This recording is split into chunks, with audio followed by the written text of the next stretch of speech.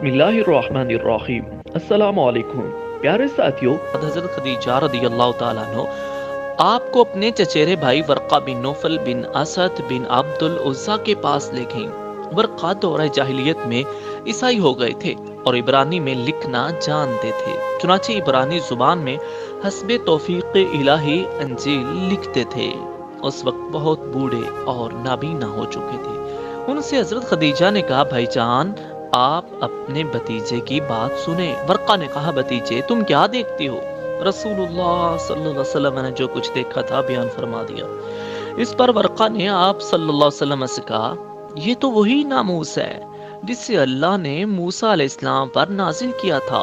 کاش میں اس وقت توانا ہوتا، کاش میں اس وقت زندہ ہوتا جب آپ صلی اللہ علیہ وسلم کو قوم آپ کو نکال دے گی۔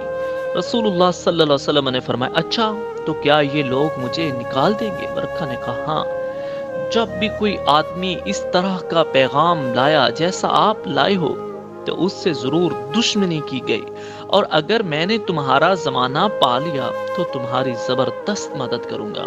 اس کے بعد ورقہ جلد ہی فوت ہو گئے اور وحی رک گئی۔ تبری اور ابن ہشام کی روایت سے معلوم ہوتا ہے کہ آپ اچانک وحی کی آمد کے بعد غار حرا سے نکلے تو پھر واپس آ کر اپنی بقیہ مدت قیام پوری کی۔ اس کے بعد مکہ تشریف لائے۔ تبری کی روایت سے آپ کے نکلنے کے سبب پر بھی روشنی پڑتی ہے۔ روایت یہ ہے، رسول اللہ صلی اللہ علیہ وسلم نے وحی کی آمد کا تذکرہ کرتے ہوئے فرمایا، اللہ کی مخلوق میں شاعر اور پاگل سے بڑھ کر میرے نزدیک کوئی قابل نفرت نہ تھا۔ میں شدت نفرت سے ان کی طرف دیکھنے کی تاب نہ رکھتا تھا۔ آپ جو وہی آئی تو میں نے اپنے جی میں کہا کہ یہ ناکارہ، یعنی خود آپ شاعر یا پاگل ہیں۔ میرے بارے میں قریش ایسی بات کبھی نہ کہہ سکیں گے۔ میں پہاڑ کی چوٹی پر جا رہا ہوں، وہاں سے اپنے آپ کو نیچے لڑکا دوں گا اور اپنا خاتمہ کر لوں گا اور ہمیشہ کی راحت پا جاؤں گا۔ آپ صلی اللہ علیہ وسلم فرماتے ہیں کہ میں یہی سوچ کر نکلا، جب بیچ پہاڑ پہنچا تو آسمان سے ایک آواز سنائی دی، اے محمد صلی اللہ علیہ وسلم، آپ اللہ کے رسول ہو اور میں جبرائیل ہوں۔ آپ صلی اللہ علیہ وسلم کہتے ہیں، میں نے آسمان کی طرف اپنا سر اٹھایا، دیکھا تو جبرائیل ایک آدمی کی شکل میں افق کے اندر پاؤں جمائے کھڑے ہیں اور کہہ رہے ہیں، اے محمد صلی اللہ علیہ وسلم، آپ اللہ کے رسول ہو اور میں جبرائیل ہوں۔ آپ فرماتے ہیں، میں وہی ٹھہر کر جبرائیل کو دیکھنے لگا۔ اس شکل نے مجھے میرے ارادے سے غافل کر دیا۔ اب میں نہ آگے جا رہا تھا نہ پیچھے، البتہ اپنا چہرہ آسمان کے افق میں گھما رہا تھا، اور اس کہ جس گوشے پر بھی میری نظر پڑتی تھی جبرائیل اسی طرح دکھائی دیتے تھے۔ میں مسلسل کھڑا رہا، نہ آگے بڑھ رہا تھا نہ پیچھے، یہاں تک کہ خدیجہ رضی اللہ تعالی عنہا نے میری تلاش میں اپنے قاصد بھیجے اور وہ مکہ تک جا کر پلٹ آئے، لیکن میں اپنی جگہ کھڑا رہا۔ پھر جبرائیل چلے گئے اور میں بھی اپنے اہل خانہ کی طرف پلٹ کر آیا۔ حضرت خدیجہ کے پاس پہنچ کر ان کی ران کے پاس انہی پر ٹیک لگا کر بیٹھ گیا۔ انہوں نے کہا، ابو القاسم، آپ صلی اللہ علیہ وسلم کہاں تھے؟ بخدا میں نے آپ صلی اللہ علیہ وسلم کی تلاش میں آدمی بھیجے، وہ مکہ تک جا کر واپس آ گئے۔ اس کے جواب میں نے جو کچھ دیکھا تھا انہیں بتا دیا۔ انہوں نے کہا، چچا کے بیٹے، آپ خوش ہو جائیے، آپ ثابت قدم رہیے۔ اس ذات کی قسم جس کے قبضے میں میری جان ہے، میں امید کرتی ہوں کہ آپ صلی اللہ علیہ وسلم اس امت کے نبی ہوں گے۔ اس کے بعد وہ ورقہ بن نوفل کے پاس گئیں، انہیں ماجرا سنایا۔ انہوں نے کہا، قدوس قدوس، اس ذات کی قسم جس کے ہاتھ میں ورقہ کی جان ہے، ان کے پاس وہی ناموس اکبر آیا ہے جو موسیٰ علیہ السلام کے پاس آیا کرتا تھا۔ یہ اس امت کے نبی ہیں، ان سے کہو ثابت قدم رہیں۔ اس کے بعد حضرت خدیجہ رضی اللہ تعالیٰ عنہ واپس آ کر آپ صلی اللہ علیہ وسلم کو ورقہ کی بات بتائی۔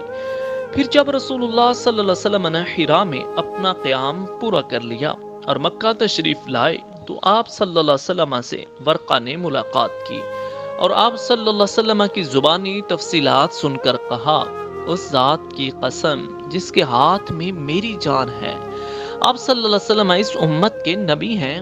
آپ کے پاس وہی ناموس اکبر آیا ہے جو موسیٰ علیہ السلام کے پاس آیا تھا۔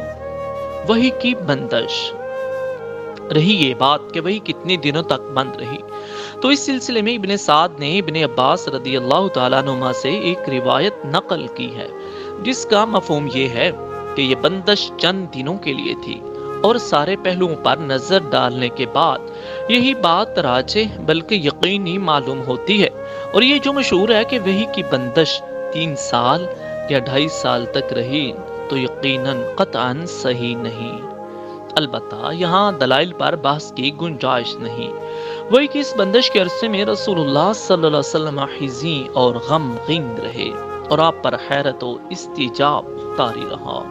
چنانچہ صحیح بخاری کتاب التعبیر کی روایت ہے، وہی بند ہو گئی جس سے رسول اللہ صلی اللہ علیہ وسلم اس قدر غمگین ہوئے، کئی بار بلند و بالا پہاڑ کی چوٹیوں پر تشریف لے گئے کہ وہاں سے لڑھک جائیں، لیکن جب کسی پہاڑ کی چوٹی پر پہنچتے کہ آپ اپنے آپ کو لڑکا لیں تو حضرت جبرائیل علیہ السلام نمودار ہوتے اور فرماتے، اے محمد صلی اللہ علیہ وسلم، آپ اللہ کے رسول برحق ہیں، اور اس کی وجہ سے آپ کا اضطراب تھم جاتا، نفس کو قرار آ جاتا اور آپ واپس آ جاتے۔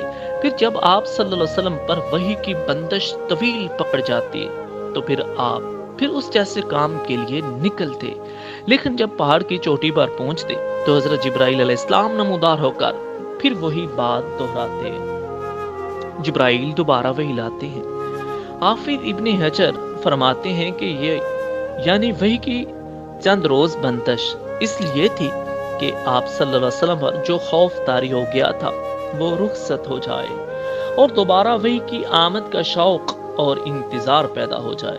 چنانچہ جب حیرت کے سائے سکڑ گئے، حقیقت کے نقوش پختہ ہو گئے، اور نبی صلی اللہ علیہ وسلم کو یقینی طور پر معلوم ہو گیا کہ آپ صلی اللہ علیہ وسلم خدائے بزرگ و برتر کے نبی ہو چکے ہیں، اور آپ صلی اللہ علیہ وسلم کے پاس جو شخص آیا تھا وہ وحی کا سفیر اور آسمانی خبر کا ناقل ہے، اور اسی طرح وحی کے لیے آپ صلی اللہ علیہ وسلم کا شوق اور انتظار اس بات کا ضامن ہو گیا کہ آئندہ وحی کی آمد پر آپ صلی اللہ علیہ وسلم ثابت قدم رہیں گے اور اس بوجھ کو اٹھا لیں گے۔ تو حضرت جبرائیل علیہ السلام دوبارہ تشریف لائے۔